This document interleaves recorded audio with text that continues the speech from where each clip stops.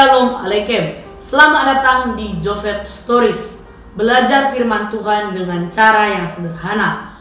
Let's make things simple, tidak jelimet. Oke lah, Alkitab berkata semua dosa dapat diampuni Tuhan, kecuali satu dosa yang disebutkan di dalam Alkitab yang tidak bisa diampuni, yaitu dosa menghujat Roh Kudus. Bermacam-macam interpretasi Kristen tentang hal ini. Joseph Stories adalah seorang Bible believer, tidak terikat denominasi tertentu, dan tidak dipengaruhi oleh siapapun dalam channel ini.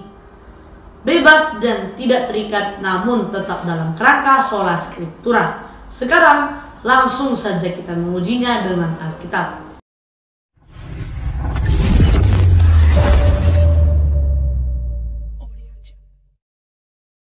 Saya menemukan sebanyak 3 kali istilah ini di dalam Perjanjian Baru, yakni pada buku Matius, Markus, dan Lukas. Buka Alkitabmu pada buku Matius 12 ayat 31 sampai 32. Sebab itu aku berkata kepadamu, segala dosa dan hujat manusia akan diampuni, tetapi hujat terhadap Roh Kudus tidak akan diampuni. Apabila seorang mengucapkan sesuatu menentang anak manusia, ia akan diampuni. Tetapi jika ia menentang Roh Kudus, ia tidak akan diampuni. Di dunia ini tidak, dan di dunia yang akan datang pun tidak. Di dunia ini maksudnya adalah ketika Kristus dalam pelayanannya di bumi, dan dunia yang akan datang maksudnya adalah masa kerajaan 1000 tahun, ketika Kristus datang ke bumi untuk memerintah selama 1000 tahun. Lukas 12 ayat 10. Setiap orang yang mengatakan sesuatu melawan anak manusia, ia akan diampuni. Tetapi barang siapa menghujat Roh Kudus, ia tidak akan diampuni. Markus 3 ayat 28 sampai 30. Aku berkata kepadamu, sesungguhnya semua dosa dan hujat anak-anak manusia akan diampuni. Ya, semua hujat yang mereka ucapkan. Tetapi apabila seorang menghujat Roh Kudus, ia tidak mendapat ampun selama-lamanya, melainkan bersalah karena berbuat dosa kekal.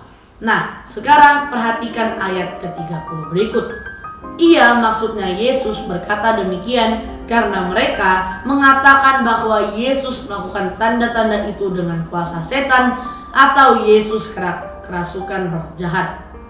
Jadi di ayat 30 ini intinya.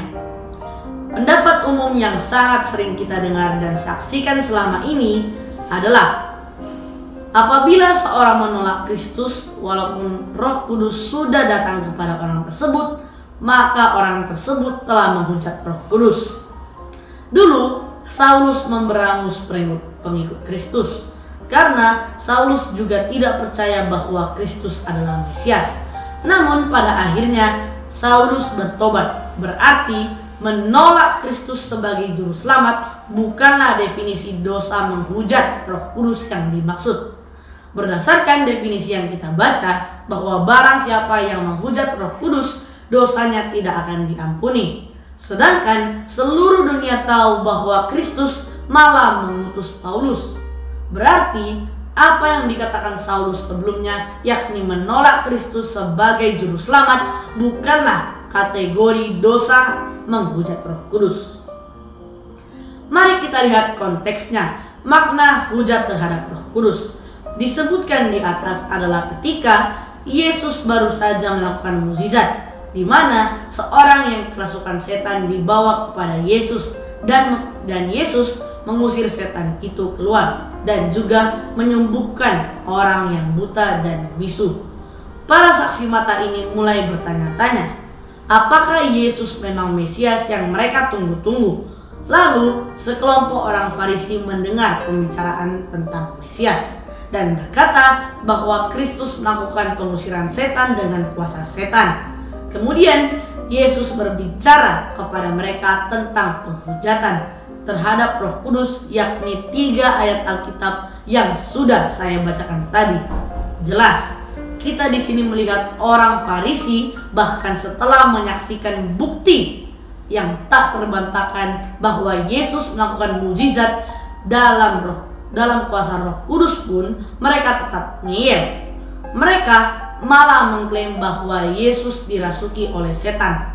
Mari kita baca Matius 12 ayat 24. Tetapi ketika orang Farisi mendengarnya, mereka berkata, dengan Beelzebul, penghulu setan, maksudnya Yesus mengusir setan. Saudaraku, itulah yang dimaksudkan dosa menghujat Roh Kudus, yakni menuduh Kristus kerasukan roh jahat ketika mengusir roh jahat dan menyembuhkan orang sakit. Nah, apakah dosa semacam ini mungkin atau bisa kita lakukan pada hari ini? Tentu tidak bisa, sebab Kristus saat ini tidak sedang bersama kita di bumi. Sekali lagi, penghujatan Roh Kudus tidak dapat diulangi hari ini. Sesuai konteksnya, dosa tersebut dilakukan bila kita menyaksikan Kristus melakukan mukjizat dan kita mengatakan atau menuduh bahwa ia melakukannya oleh kuasa setan. Tidak mungkin kan? Sebab Tuhan kita sekarang tidak bersama kita di dunia ini. Itu sebabnya pada Matius 12 dikatakan tidak akan diampuni. Dunia ini tidak, dan di dunia yang akan datang tidak. Dunia yang akan datang maksudnya adalah ketika Kristus datang kembali ke bumi untuk memerintah selama 1000 tahun. Dalam masa anugerah ini, yaitu masa sejak Kristus menebus kita dengan darahnya sampai hari pengangkatan nanti, tidak ada dosa menghujat Roh Kudus. Sekali lagi baca Markus 3 ayat 30. Jadi berhentilah bikin polemik dosa menghujat Roh Kudus itu, sebab itu tidak terjadi dalam masa anugerah ini. Jangan lupa like, komen, share, dan subscribe. Maju terus dalam Kristus. Haleluya.